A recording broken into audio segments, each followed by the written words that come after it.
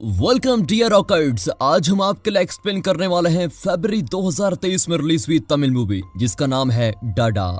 हमें उम्मीद है कि यह आपको जरूर पसंद आएगी। मूवी की शुरुआत में कहानी के हीरो महेश और हीरोइन सिंधु को दिखाते हैं। दोनों इमोशनल होते हैं और हमेशा साथ रहने की बात करते हैं। अगले सीन में सिंधु कॉलेज में बैठकर रो रही होती है। अब एक लड़का जो महेश और सिंधु को अलग करना चाहता है वो पूछता है, क्या तुम्हारे और महेश के बीच लड़ाई हुई है? मुझे बताओ, मैं अभी उसकी खबर लेता हूँ। तब महेश बताता है कि सिंधु प्रेग्नेंट है। वो लड़का एकदम चौंक कर वहाँ से चला जाता है। महेश कहता है कि इसमें रोने की क्या बात है, ये तो एकदम नॉर्मल बात है।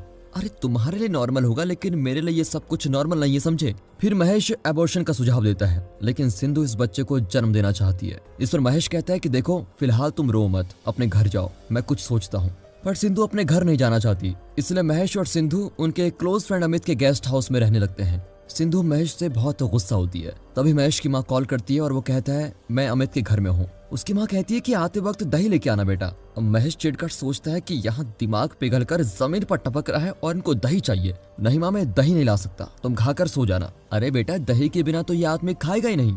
माँ, उससे कहो कि आज के दिन बिना दही के एडजस्ट कर ले।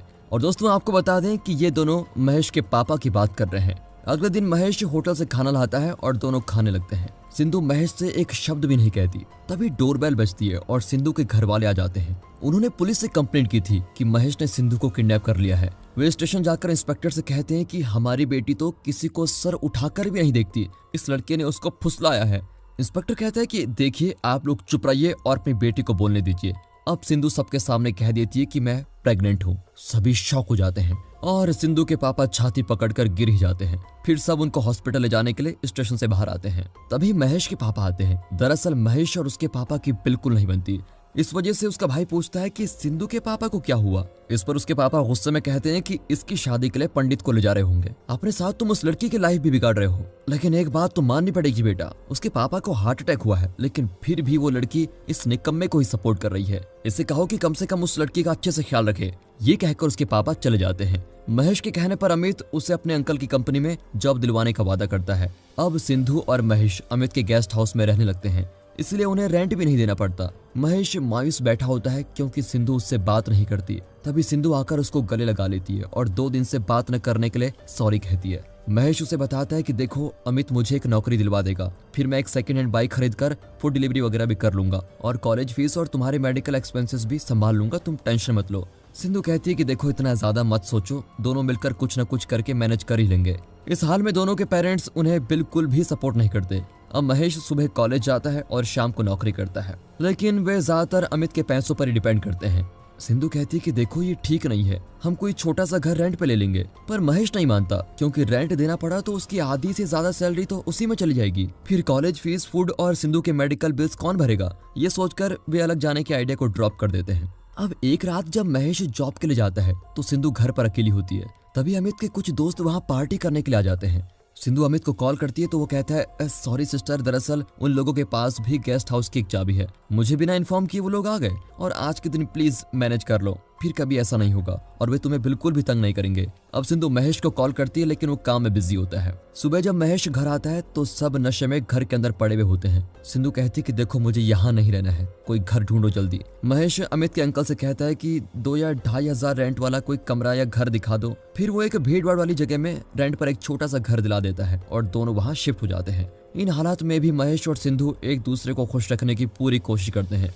सिंधु कहती है कि मेरी एक विश है, मैं चाहती हूँ कि एकदम खाली सड़क पर सिर्फ मैं और तुम बहुत दूर तक चलते रहें। अब वो कहता है कि देखो तुम अपने पापा से कहो कि तुम्हारे लिए एक अलग सड़क बना दे, तभी तुम्हारी विश पूरी होगी। इस तरह दोनों मजाक करने लगते हैं। सिंधु कहती है कि देखो अगर लड़का हुआ तो आदित्य और लड़की हुई तो अदिति, ठीक है? तभी एक औरत सिंधु को शादी के लिए इनवाइट करने आती है। सिंधु महेश से कहती है कि हमें उनको एक गोल्ड रिंग गिफ्ट करनी चाहिए, एटलीस्ट इतना तो होना ही चाहिए। अब इस फाइनेंशियल सिचुएशन में महेश इतना महंगा गिफ्ट नहीं देना चाहता। इस पर दोनों में बहस भी होती है। सुबह कॉलेज, रात को काम और ऊपर से पैसों की तंगी, ये सब मिलकर महेश को बहुत स्ट्रेस दे देती हैं। एक दिन वो शराब पीकर घर आता है। इस बात पर भी दोनों का झगड़ा ही होता है। अगले सीन में सिंधु चेकअप के लिए हॉस्पिटल आई होती है और महेश से बिल्कुल बात नहीं करती। वो कहता है कि प्लीज यार मुझे माफ कर दो। सिंधु चाहती है कि वो कभी शराब ना पिए, पर वो कहता है कि बच्चे के पैदा होने तक शराब नहीं पीऊंगा पक्का। महेश सिंधु के लिए गोद भराई करवाता है और सभी पड़ोसी उसकी खुशी में शामिल होते हैं। सिंधु भी बहुत खुश होती है। अगली बार जब सिंधु चेकअप के लिए जाती है तो महेश को भी बुलाती है, लेकिन वो अपने भाई से कुछ पैसे उधार मांगने गया होता है। फिर सिंधु अकेले ही डॉक्टर के पास चली जाती है। डॉक्टर डांटती है कि तुम्हारा हेल्थ बिल्कुल भी ठीक नहीं है, अपना ख्याल नहीं रख सकती तो फिर बच्चे का प्लान क्यों किया, और तुम्हारा पति वो कहाँ है। सिंधु कोई जवाब नहीं दे पाती और दुखी होकर घर लौट आती है। वहाँ काम के बीच महेश को उसके साथी ड्रिंक्स के लिए बुलाते हैं, पर वो मना करके जाने लगता है। लेकिन वे उसे उकसाते हैं कि अच्छा बेबी से डरते हो क्या, और फिर उन्हें गलत साबित करने के लिए महेश शराब पी ही लेता है। घर पर सिंधु और गुस्सा हो जाती है कि बच्चे पर प्रॉमिस करके ये फिर शराब पीकर आ गया है। अगली सुबह सिंधु कहती है कि तुम बार बार ऐसा क्यों करते हो, तुम्हें मेरी तकलीफ समझ में नहीं आती क्या। अब वो कहता है कि अरे क्या सिर्फ तुम्हें ही तकलीफ है, मुझे नहीं है क्या। दिन रात मशीन की तरह पैसा कमाने में लगा हुआ हूँ, ऊपर से पढ़ाई भी करता हूँ। मैंने तो एबॉर्शन करने को कहा था, लेकिन तुमने ही जिद पकड़ रखी थी कि बच्चे को पालूंगी, अब भुगतो। और उसकी ये बात सिंधु को बहुत चुभ जाती है। फिर दोनों का झगड़ा होता है। महेश गुस्से में बाहर चला जाता है। कुछ देर बाद सिंधु को लेबर पेन शुरू होता है। वो बड़ी मुश्किल से फोन उठाकर महेश को कॉल करती है, लेकिन वो गुस्से में फोन नहीं उठाता और बार बार कॉल काट देता है। सिंधु दर्द से तड़प रही होती है। उसकी एक पड़ोसन उसको खाना देने आती है और उसकी हालत देखकर वो उसे हॉस्पिटल लेके जाती है। वो सिंधु के पेरेंट्स को भी इन्फॉर्म कर देती है और वे हॉस्पिटल आ जाते हैं। दोनों परेशान होते हैं कि उनकी बेटी का ये हाल हो गया है। अब महेश घर लौटता है तो उसकी पड़ोसी उसे तुरंत हॉस्पिटल जाने को कहती है। वो जल्दी से हॉस्पिटल पहुंचता है तो वहां सिंधु और उसके पेरेंट्स नहीं होते। उसका भाई बताता है कि सिंधु अपने पेरेंट्स के साथ चली गई है। अब महेश सिंधु के घर जाता है, लेकिन वे कहीं और ही शिफ्ट हो गए हैं। बेचारा महेश बहुत परेशान होता है और बच्चे को लेकर अपने घर जाता है, लेकिन उसके पेरेंट्स भी उसे एक्सेप्ट नहीं करते। फिर बच्चे को लेकर वो अनाथ आश्रम जाता है। वहाँ की इंचार्ज पूछती है कि तुम्हें ये बच्चा कहाँ मिला, तो महेश कहता है कि अन्ना नगर के कूड़ेदान में ये पड़ा हुआ था। तो वो कहती है कि एक काम करो, तुम रजिस्टर में अपना एड्रेस और नाम लिख दो और पुलिस की पूछताछ करने के बाद चले जाना। अब महेश सिर्फ अपना नाम, अन्ना नगर और फोन नंबर लिखकर पूछता है कि मुझे अर्जेंटली बाथरूम जाना है। वो औरत कहती है कि देखो उस तरफ बाथरूम है। बाथरूम जाने के बहाने महेश वहाँ से भाग जाता है, लेकिन रास्ते में वो बहुत गिल्टी फील करता है कि उनकी गलतियों की सजा उनका बेटा क्यों भुगते। वो अनाथ आश्रम वापस आकर अंदर घुसता है और अपने बच्चे के पास जाकर बहुत रोने लगता है। वो इंचार्ज से कहता है कि देखो मैं इसे खुद ही पाल लूंगा। ये कहकर वो बच्चे को लेके जाता है। अब अमित उसको डांटता है कि यार तुम इंसान हो या पत्थर जो अपने ही बच्चे को अनाथ आश्रम में छोड़ने वाले थे। महेश कुछ नहीं कहता। वो अमित से रिक्वेस्ट करता है कि यार मुझे और मेरे बेटे को यही रहने की परमिशन दे दे यार, और कम से कम 3 साल के लिए तो अपनी शादी के बारे में तो मत ही सोचियो। भाई अमित चौंक जाते हैं कि ओए गलती तुमने की और तुम्हारे बच्चे को पालने के लिए मैं कुंवारा बैठा रहूं। वाह यार, अमित अपने बेस्ट फ्रेंड के लिए इतना नहीं करेगा क्या। कर दूंगा मेरे बाप, कल से तेरे और तेरे बेटे की डिक्की मैं ही साफ करूंगा, आप खुश। तभी बच्चा रोता है। उनके घर की हाउसकीपर कहती है कि बच्चे को 12 महीने तक माँ का दूध पिलाना होता है, लेकिन तुम फिक्र मत करो, मैं एक औरत को जानती हूँ जो रोज आकर इसको दूध दे सकती है। फिर महेश उसे थैंक यू कहकर कुछ पैसे भी दे देता है। वो अपने बेटे से कहता है कि सॉरी बेटा, पापा को माफ कर दो। खुद को पापा बताकर वो बहुत अच्छा फील करता है। वो बच्चे को लेकर कॉलेज भी जाता है और उसके साथ वक्त बिताकर महेश की लाइफ खुशियों से भर जाती है। अमित भी बच्चे से बहुत अटैच हो जाता है। महेश अपने बच्चे का नाम आदित्य रखता है, जैसा उसने और सिंधु ने डिसाइड किया था। आदित्य बड़ा होता है और महेश उसे स्कूल लेके जाता है। वो पूछता है कि गवर्नमेंट स्कूल क्या होता है पापा। महेश कहता है कि वहाँ फीस कम होती है, तो पापा मुझे भी वहीं एडमिशन दिला दीजिए, आपको इतने सारे पैसे खर्च नहीं करने पड़ेंगे। महेश बहुत प्राउड फील करता है कि आदित्य उसकी तकलीफ को समझता है। फिर महेश एक स्टोर रूम में कुछ खरीदने जाता है तो वहाँ पर उसकी एक रिश्तेदार मिलती है जिसका नाम है अनु। वो महेश को अपनी कंपनी में इंटरव्यू देने को कहती है। महेश भी वहाँ जाता है। वहाँ पर एक औरत सभी स्टाफ पर चिल्ला रही होती है कि हमें एक्सपेक्टेड रिजल्ट्स क्यों नहीं मिल रहे हैं। तभी एक हाउसकीपर क्लीनिंग कर रहा होता है। वो उससे वैक्यूम क्लीनर लेकर कहती है कि तुमको इसे यूज करना भी नहीं आता, सब कुछ मुझे ही सिखाना पड़ेगा क्या। ये कहकर वो महेश को बुलाकर पूछती है कि इसका कोई सोल्यूशन बताओ। दरअसल वो महेश को यहाँ का स्टाफ समझ बैठती है। अब महेश हाउसकीपर से पूछता है तो पता चलता है कि उसे वैक्यूम क्लीनर यूज करने की ट्रेनिंग भी नहीं दी गई है। दरअसल इस ऑफिस में अच्छे से काम करने के लिए ना तो प्रशंसा की जाती है और ना ही काम करने की ट्रेनिंग दी जाती है। अब वो कहता है कि फिर स्टाफ को कैसे पता चलेगा कि आप क्या एक्सपेक्ट कर रही हैं। आपको अपने स्टाफ को कम से कम ठीक से ट्रेनिंग तो दे देनी चाहिए और अच्छा काम करने पर उन्हें अप्रिशिएट भी करना चाहिए, यही है सोल्यूशन। अब बाकी लोग बताते हैं कि ये अभी इंटरव्यू देने आया है, ये कोई स्टाफ नहीं है। बॉस बड़ी इंप्रेस हो जाती है और उसे कुछ ही देर में अपॉइंटमेंट लेटर भी देती है। लेकिन मैम, मैं इस सीनियर पोजीशन के लिए अप्लाई करने नहीं आया था। कोई बात नहीं महेश, तुम्हारी काबिलियत देखकर ही मैंने तुम्हें ये पोजीशन दी है, तुम कल ही ज्वाइन कर लो। अब महेश बहुत खुश होता है और अपने बेटे के साथ सेलिब्रेट करता है। अगले दिन जब वो ज्वाइन करने आता है तो मैनेजर कहता है कि वो पोजीशन किसी और को मिल चुकी है। अरे ये कैसे मिल चुकी है, लेकिन आपके सीनियर ने तो मुझे अपॉइंट कर दिया था। मेरी रिलेटिव अनु यही काम करती है, उन्हीं के कहने पर तो मैं यहाँ आया था। अब मैनेजर कहता है कि देखिए, अनु ने ही बॉस से कहा था कि आपको नौकरी ना दे क्योंकि आपकी सैलरी अनु से भी ज्यादा होगी।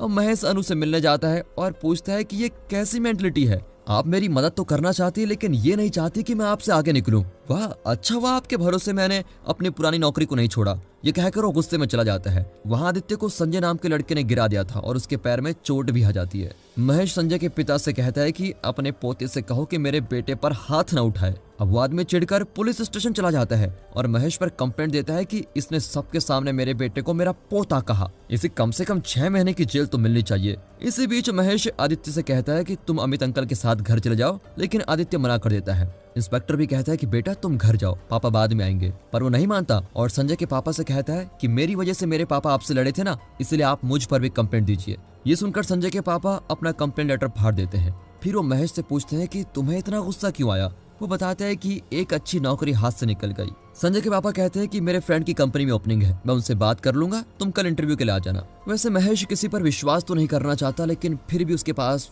कोई ऑप्शन है नहीं, इसलिए वो मान जाता है। अगले दिन महेश उस कंपनी में जाता है और इंटरव्यू के बाद मैनेजर से मिलता है, लेकिन मैनेजर और कोई नहीं, सिंधु है।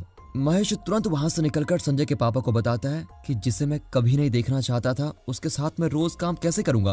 संजय के पापा उसे समझाते हैं कि देखो, 1 महीने काम करके देखो, फिर भी अगर तुम कंफर्टेबल नहीं रहे तो छोड़ देना। महेश और अमित की बातों से आदित्य जान जाता है कि उसकी माँ उसको छोड़कर चली गई थी, लेकिन उसे महेश से इतना प्यार मिला कि उसको माँ की कभी कमी महसूस ही नहीं हुई।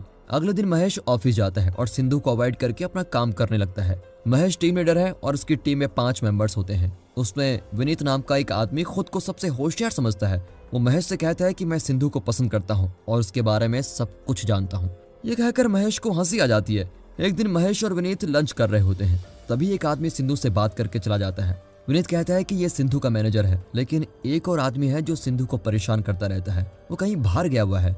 ये सब सुनकर महेश शॉक हो जाता है कि सिंधु उसे भूलकर मूव ऑन कर गई। अगले दिन महेश की एक टीम मेंबर जिसका नाम दीपिका है, उसने किसी क्लाइंट को गलत अमाउंट क्रेडिट कर दिया होता है। इस वजह से सिंधु उस पर चिल्लाती है, तो महेश कहता है कि ये मेरी रिस्पॉन्सिबिलिटी है, मैं पेमेंट को रिजर्व करवा दूंगा, तुम्हारे पास सिर्फ 6 घंटे का टाइम है। ये कहकर सिंधु चली जाती है। अब महेश दीपिका को लेकर अमित से मिलता है और अमित कहता है कि उस बैंक में मेरा दोस्त काम करता है, मैं उसको कहकर पेमेंट रिजर्व करवा दूंगा, लेकिन इस काम के लिए मेरी फीस 15,000 रुपए है। दीपिका कहती है कि मेरे पास तो सिर्फ 6,000 रुपए हैं, बाकी बाद में दे दूंगी। इस पर महेश हंसकर कहता है कि अबे अपना ड्रामा बंद कर, उस बेचारी को डरा मत। दरअसल अमित हमेशा की तरह मजाक कर रहा था। महेश का हेल्पिंग नेचर देखकर दीपिका उसको पसंद करने लगती है। इसी बीच महेश की टीम मेंबर जोशुआ बाथरूम के अंदर खुदकुशी करने की कोशिश करता है।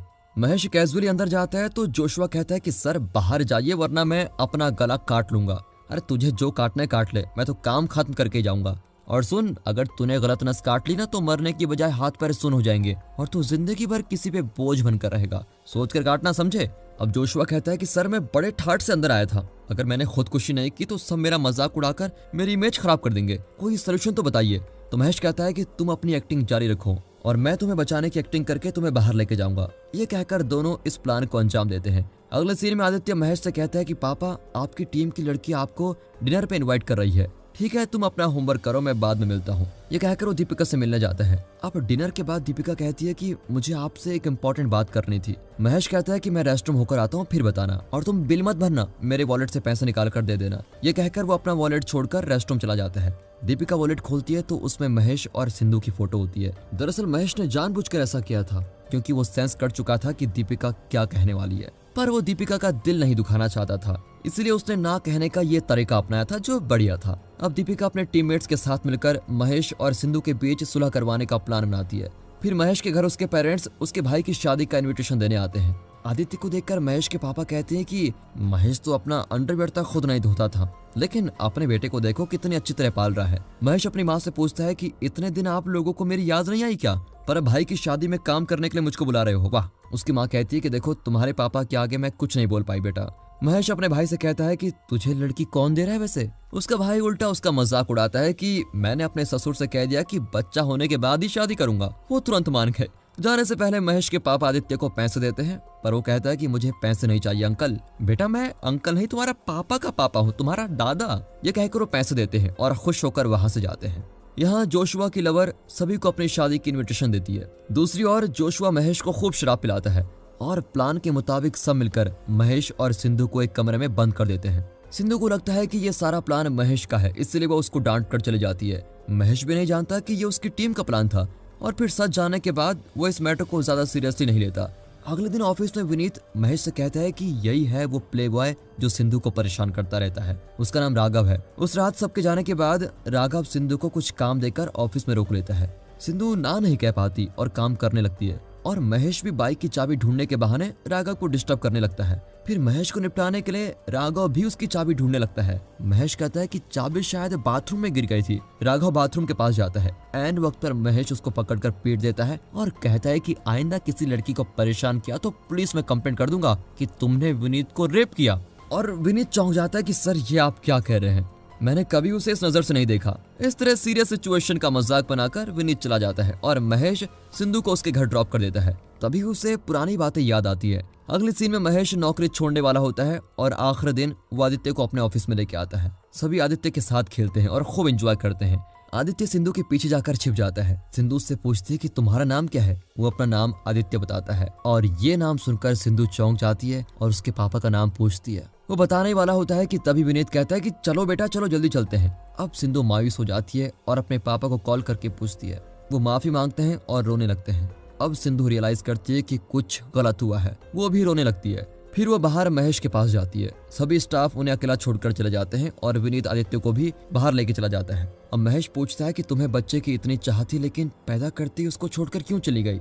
सिंधु फूट फूट कर रोने लगती है और बताती है कि मेरे पापा ने कहा था कि बच्चा मरा हुआ पैदा हुआ था। उन्होंने मुझसे कहा कि महेश की गैर जिम्मेदारी की वजह से ही बच्चा मारा गया था और ये सब सुनकर मुझे तुम पर बहुत गुस्सा आया, इसलिए मैं उनके साथ चली गई थी। मुझे माफ कर दो, मेरे पापा ने हम दोनों को अलग करने के लिए ये सब किया। फिर महेश उसे शांत करता है और बाहर जाकर आदित्य को लेके आता है। महेश आदित्य को बताता है कि यही तुम्हारी माँ है। सिंधु उसको गले लगा लेती है। ये देखकर तो महेश की आंखें भर आती है और इस स्मॉल एंड हैप्पी फैमिली के इमोशनल रीयूनियन के साथ ये मूवी यहाँ पर खत्म होती है। दोस्तों अगर मूवी दिल को छू गई हो, अच्छी लगी हो, एक्सप्रेशन अच्छा लगा हो, वीडियो को लाइक कीजिए, चैनल को सब्सक्राइब कर दें। बाकी मिलते हैं ऐसी मजेदार मूवीज के साथ। तब तक के लिए गुड बाय, अपना ख्याल रखिएगा and finally thanks for watching.